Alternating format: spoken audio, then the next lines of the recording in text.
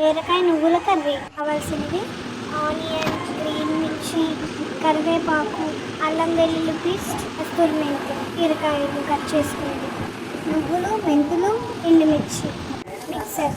కళాయి హీట్ ఎక్కాక పోపులు వేపుకొని బాగా చూపించిన ఉల్లిపాయ, మిర్చి ఇవన్నీ బాగా వేగిన తర్వాత బీరకాయ ముక్కలు వేసుకొని మిక్స్ చేసుకొని తగినంత పసుపు, సాల్ట్ వేసుకొని ఒకసారి మిక్స్ చేసుకొని మూత పెట్టి 5 నిమిషాలు కుక్ చేసుకోవాలి.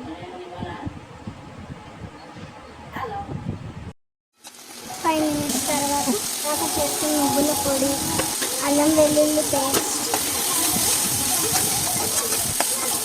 గరం మసాలా, ధనియాల పొడి వేసుకొని మిక్స్ చేసుకొని 5 మినిట్స్ తర్వాత కర్రీ రెడీ.